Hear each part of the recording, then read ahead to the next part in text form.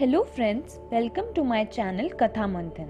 Today I am going to tell you an ISC poem, The Darkling Thrush.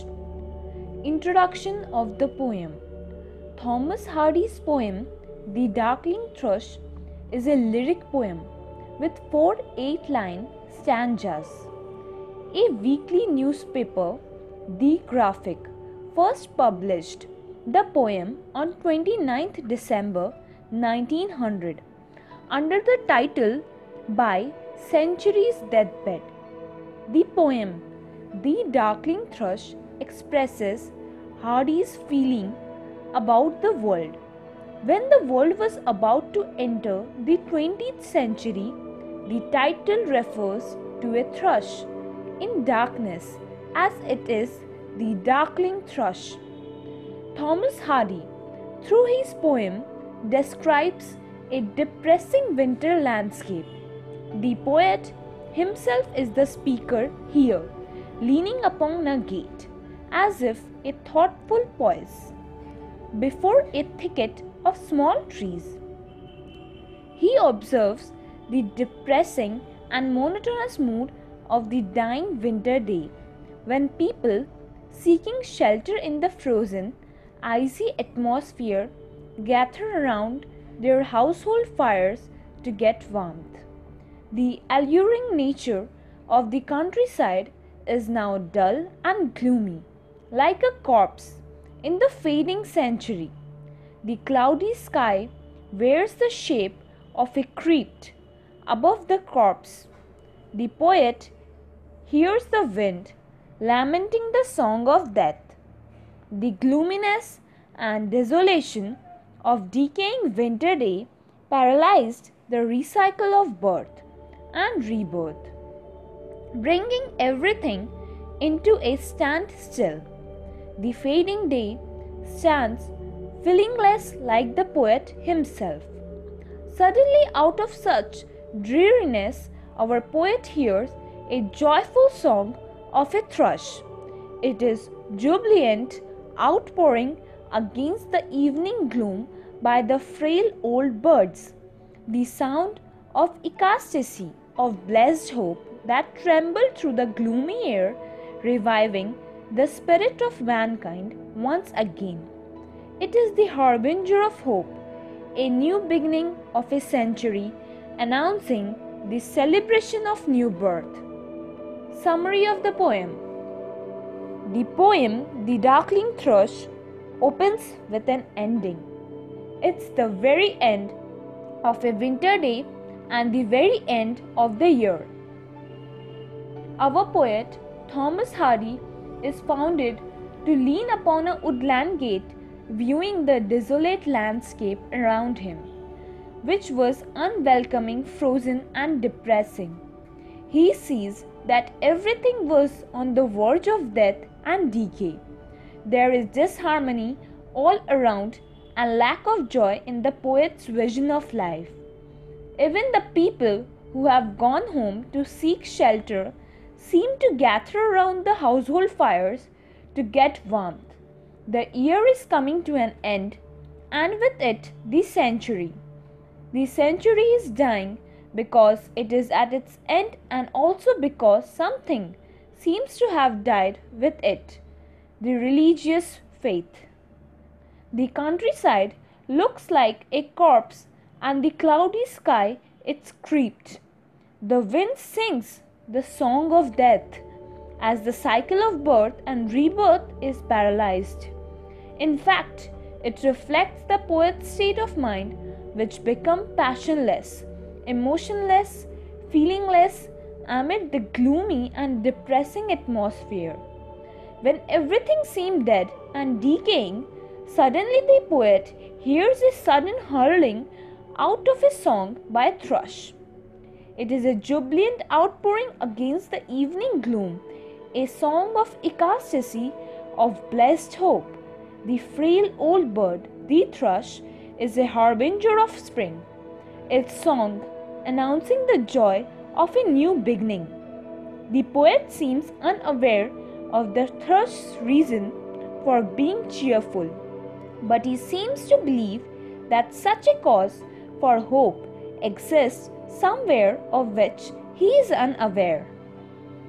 Theme of the poem: Thomas Hardy's poem, The Darkling Thrush, expresses hope amid desolation and dreariness of life and nature. The thrush, a frail old bird, sings a joyful song of a new beginning. It is a harbinger of spring that raises the spirit of the poet, who representing mankind. It announces the advent of new era of hope and life, living an optimistic note through its song. So friends, let's discuss few question answers regarding the poem.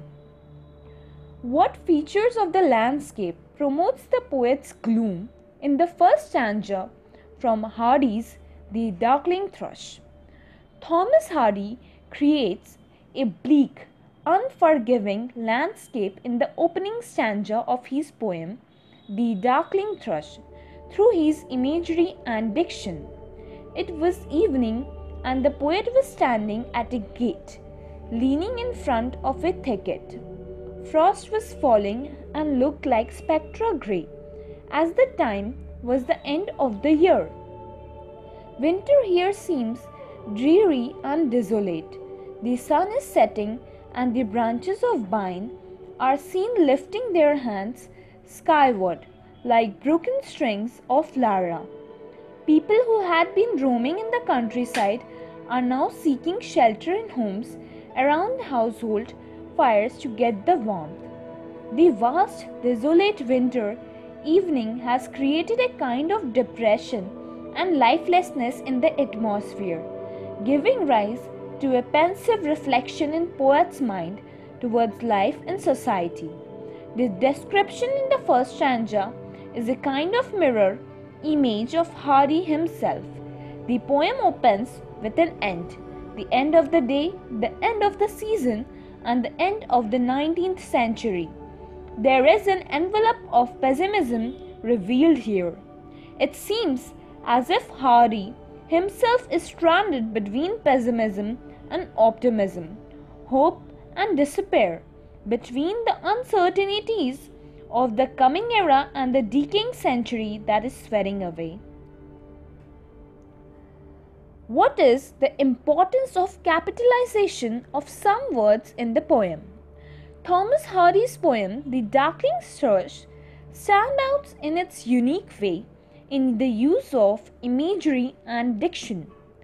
In the opening stanza of the poem, Hardy uses the bleak winter landscape to symbolize the passing of the 19th century.